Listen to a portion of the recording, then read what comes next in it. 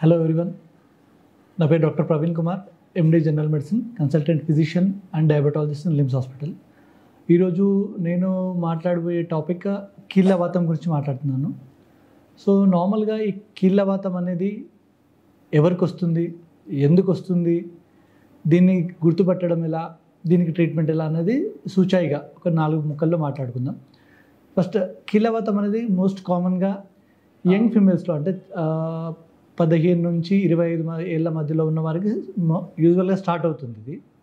So early morning లేవగానే కీళ్ళల్లో నొప్పులు రావడం, బాగా వాపులు ఉండడం, స్టిఫ్గా ఉండడం, వేళ్ళన్నీ లేవలేకపోవడం, చలికాలంలో ఎక్కువగా ఉండడం, దాంతోపాటు జ్వరం రావడం, బరువు పెరగడం, కొన్నిసార్లు బరువు తగ్గడం, ఇట్లాంటి లక్షణాలతో ఉంటుంది ప్రజెంటేషన్ ఇదంతా.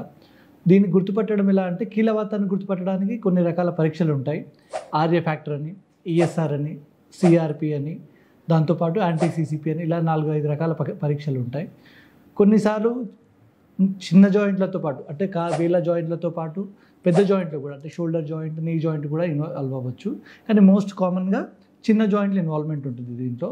పెద్దవారిలో అయితే మోకాళ్ళ నొప్పులు ఇవి ప్రిడామినెంట్గా ఉంటాయి. సో ఈ టెస్ట్లలో ఏదొక్కటి పాజిటివ్ వచ్చినా, మల్టిపుల్ జాయింట్స్, చిన్న జాయింట్స్ పెద్ద జాయింట్స్ కలిసి చాలా జాయింట్స్ ఎక్కువ ఇన్వాల్వ్ ఉంటాయి.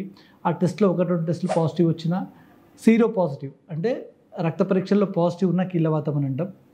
కొన్నిసార్లు లక్షణాలు మాత్రమే ఉంటాయి, కీళ్ళ నొప్పులు మాత్రమే ఉంటాయి, టెస్ట్లలో ఏ టెస్ట్ చేసినా కూడా రాదు. దాన్ని సీరో నెగిటివ్ ఆర్థరైటిస్ అని అంటారు.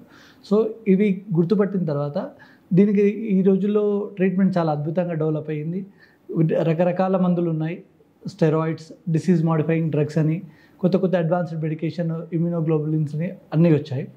సో వీటన్నిటిని యూజ్ చేసుకొని టాబ్లెట్స్ నుంచి తక్కువ సైడ్ ఎఫెక్ట్స్ ఉండి డిసీజ్ రెమిషన్, అంటే రోగం అనేది చాలా తక్కువ కంట్రోల్లో ఉండేలాగా చూసుకోవడమే ట్రీట్మెంట్ టార్గెట్స్ మనది.